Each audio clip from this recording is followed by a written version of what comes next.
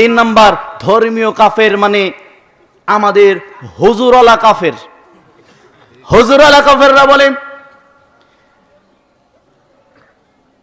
আল্লাহর ধন রাসূলকে দিয়ে আল্লাহ গেছে ফতুর হয়ে, রসুলের ধন খাজা পেয়ে লুকিয়েছে আজমিরে, কেউ ফেরে না খালি হাতে খাজা বাবার দরবার হতে। আল্লাহ বলছেন খাজা বাবার দরবারে কিছুই নাই, বরং খাজা বাবার দরবারে যদি কিছু থাকতো, যে ভিখারিটাও লোকের কাছে হাত পেতে ভিক্ষা করতো না, খাজাই তাকে দিত। আল্লাহ বলছেন ওহুয়া আলা কুল্লি শাইইন কাদির ওয়ালা আনতুম হুমুল ফুকারা আল্লাহু গনিউল হামিদ। তোমরা প্রত্যেকেই আল্লাহর দরবারের ফকির।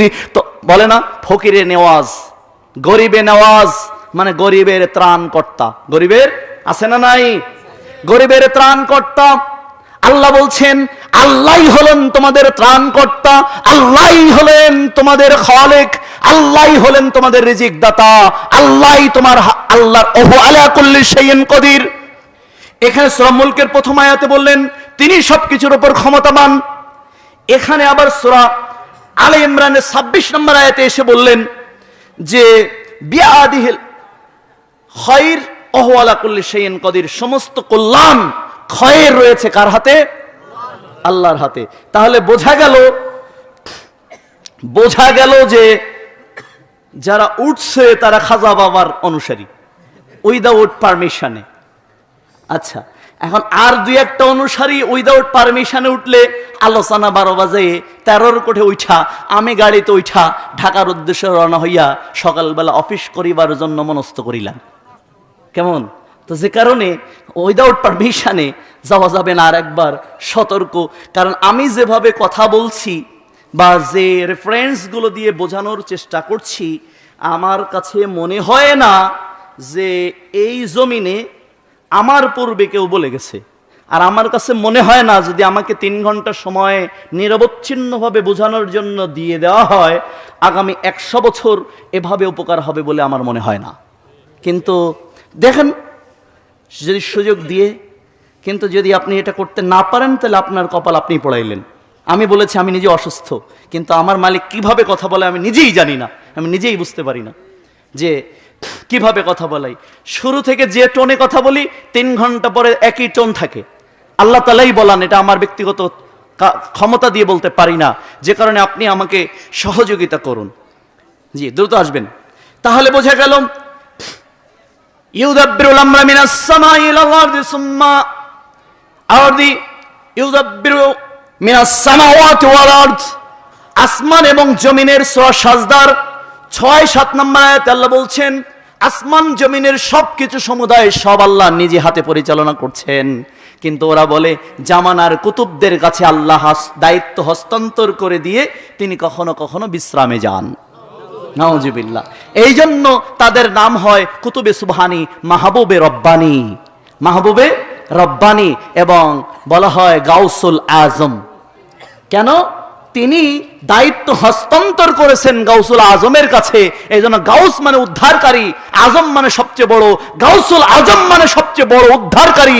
এদেশের মানুষ মানুষকে গাউসুল আজম মনে করে, অথচ কোন নবী রাসূলকেও যদি কেউ গাউসুল আজম বলে সেও ডাইরেক্ট কাফের হয়ে যাবে। কারণ গাউস শব্দের অর্থ হচ্ছে উদ্ধারকারী, আজম মানে বড়, গাউসুল আজম মানে সবচেয়ে বড় উদ্ধারকারী। আর বিপদে আপদে বালা মুসিবতে সবচেয়ে বড় উদ্ধারকারী হলেন আল্লাহ। এটা কোন নবী রাসূলকেও বলার সুযোগ নেই। আর নবী রাসূল তো পরের কথা, আমাদের নাকি কোন পীর গাউসুল আজম হয়ে গেছে, বড় উদ্ধারকারী।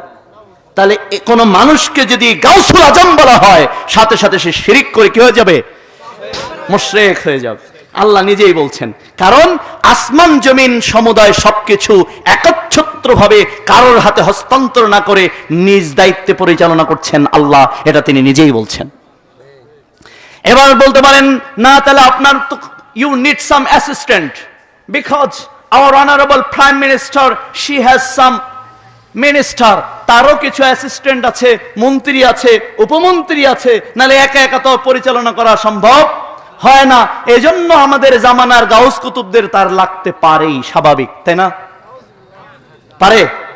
আল্লাহ রাব্বুল আলামিন বলছেন আল্লাহু লা ইলাহা ইল্লা হুয়াল হাইয়ুল কাইয়ুম লা তাখুযুহু সিনাতুন ওয়ালা নাওম। তোমরা এমন একজন রব আল্লাহর ইবাদত করো যার কোনো শরীক তো নাই, আর জানো কি তার ক্ষমতা সম্পর্কে? আসমান জমিন পরিচালনা করতে গিয়ে তার ঘুম তো বহুদূরের কথা, ঘুমের পূর্বে যে তন্দ্রা মানুষকে স্পর্শ করে, অলসতা, লা তাখুযুহু সিনা, তার সেই সিনা পর্যন্ত স্পর্শ করতে পারে না। সিনা মানে তাকে যে দুর্বলতা, ক্লান্তি, পরিশ্রান্তি, এটাও তোমাদের রবকে টাচ করতে পারে না। এমন একজন রবের তোমরা ইবাদত করো। তার মানে সিনা মানে কি জানেন? সিনা আর নাউম এই দুই শব্দ ব্যবহার হয়েছে আয়াতুল কুরসির মধ্যে, যে কারণেই প্রত্যেক ফরজ সালাতের পর আয়াতুল কুরসি পড়লে তার জান্নাতে যেতে একটাই বাধা থাকে, সেটা হচ্ছে মৃত্যু। তুমি পড়ো, তাহলে এখানে কেন বলো তো? জান্নাতে থাকার কথা ছিল, তুমি মরনি, এজন্য এখানে। যে ফরজ সালাতের পর আয়াতুল কুরসি পড়বে সে জান্নাতে গেছে, এখন এখানে বসে আছে কারণ মরেনি, মরলেই জান্নাতে যাবে। কারণ হলো এই আয়াতুল কুরসির মধ্যে আল্লাহর আল্লাহিত্বর বিবরণ দেওয়া আছে। কি দেওয়া আছে? আল্লাহর আল্লাহিত্বর বিবরণ দেওয়া আছে। আল্লাহ বলছেন লা তাখুযুহু সিনা, তাকে সিনা স্পর্শ করতে পারে না। তার মানে ঘুমের আগের যে অলসতা, সেই অলসতা তোমাদের রবকে স্পর্শ করতে পারে না। ওয়ালা নাওম, এবং ঘুম তো দূরের কথা, ঘুম এবং শ্রান্তি, পরিশ্রান্তি তোমাদের রবকে কখনো স্পর্শ করে না। তাহলে আমরা যখন বলি যে কেউ ফেরে না খালি হাতে অমুক বাবার দরবার হতে, তাহলে এটা আল্লাহকে অপমান করা হয় না? আল্লাহ কি ফতুর হয়ে গেছে, না সব ক্ষমতা তার হাতেই রেখেছে? সূরা আলে ইমরানের 26 নম্বর আয়াত, সূরা মুলকের 1 নম্বর আয়াত অনুযায়ী সকল ক্ষমতা আল্লাহ নিজ দায়িত্বেই রেখে দিয়েছে, কারোর হাতে হস্তান্তর করে নাই। এরপরে হলো ধর্মীয় ব্যাখ্যা, এবার হলো সামাজিক ব্যাখ্যা। এবার কি সামাজিক ইসলাম? সামাজিক ইসলামে যে আমরা প্রচলিত ইসলামে যেটা চলে সেটা হলো যে আল্লাহ রাব্বুল আলামিন আমাদের হুজুরদের কাছে সমাজ ব্যবস্থা দিয়েছেন। তো সমাজ ব্যবস্থা দিতে গিয়ে হুজুররা আপনাকে দেখে বিপদে পড়েছেন, আপদে পড়েছেন, বালা এসেছে, মুসিবতে এসেছে, এই জন্য আল্লাহ বলছেন ইয়া আইয়ুহাল্লাযীনা আমানুস্তাঈনু বিস-সাবরি ওয়াস-সালাম। যখন তোমরা বিপদে পড়বে, মুসিবতে পড়বে, বালা যখন তোমাদেরকে ধরে বসবে, তখন তোমরা সাথে সাথে অমুক মাজারে গিয়ে ছাগল কোরবানি দিয়ে আসবে, আমি তোমাদের সাথে সাথে মুসিবত মুক্ত করে দেব। ঠিক কিনা? নাউযুবিল্লাহ কয়। তাহলে বালা যখন আসবে, মুসিবত যখন আসবে, তখন একজন হুজুরের কাছে যাবে, একটা তাবিজ গলায় ঝুলিয়ে রাখবে, সমস্ত বিপদ এই তাবিজের ওসিলায় কাটিয়ে দেওয়া হবে। হবে না? হায় হায়, কি বলে? তাহলে বালা যখন আসবে, মুসিবত যখন আসবে, তখন কোন এক মাজারে গিয়ে তোমরা সাজদায় লুটিয়ে পড়বে, আমি তোমাদের সমস্ত বিপদকে মুক্ত করে দেব। হবে না? হবে না? আচ্ছা, তাহলে বালা যখন আসবে, মুসিবত যত না আসে, হুজুরের কাছে গিয়ে আগের থেকে হাতটা দেখিয়ে আসবে যে হুজুর দেখেন আগামী বছর অথবা পরে আমার কি বালা মুসিবত আমার সামনে আছে, একটু হাতটা দেখে বলে দেন। তাহলে হুজুর তোমার গণনা করে বলে দেবে তোমার বালা মুসিবত স্পর্শ করতে পারবে না। এভাবে মুসিবত থেকে ত্বরান্বিত হবে? হ্যাঁ হবে। তবে এই মুসিবত আরো মুসিবত বেড়ে যাবে, মুসলমান থেকে কাফের হয়ে জাহান্নামের কাতারে নাম উঠে যাবে। আল্লাহ বলছেন লাআনাল্লাহ লাআনাল্লাহ মান যাহাবা ইলা গায়রিল্লাহ রাওয়াহুল মুসলিম। আল্লাহর নবী বলছেন, আবু হুরায়রা রাদিয়াল্লাহু আনহু قال قال রাসূলুল্লাহ সাল্লাল্লাহু আলাইহি সাল্লাম মান যাহাবা ইলা গায়রিল্লাহ মান লাআনাল্লাহ। আল্লাহ অভিশাপ দেন যখন আল্লাহ ব্যতীত অন্য কারোর নামে কোরবানি করা হয়, আল্লাহ ব্যতীত অন্য কারোর সামনে সাজদা করা হয়, আল্লাহ ব্যতীত অন্য কারোর কাছে সাহায্য চাওয়া হয়, তার যে কোনো মাধ্যমে সাথে সাথে আল্লাহর পক্ষ থেকে ওদের উপর গজব নাজিল করা হয়। মান যাহাবা ইলা গায়রিল্লাহ, আল্লাহর নামে জবাই না করে যখন মাজারের নামে জবাই করা হয়, গরু, ছাগল, কোরবানি, উট, দুম্বা, আল্লাহ বলছেন সাথে সাথে ওই মাজার এবং ওদের সবার উপর আল্লাহর পক্ষ থেকে গজব নাজিল করা হয়। সহিহ মুসলিম। আল্লাহ বলছেন মাজার অথবা আল্লাহর বাইরে যখন কোনো টাকা কোনো মানুষ কোরবানি করে তখন তার উপর গজব নাজিল করা হয়।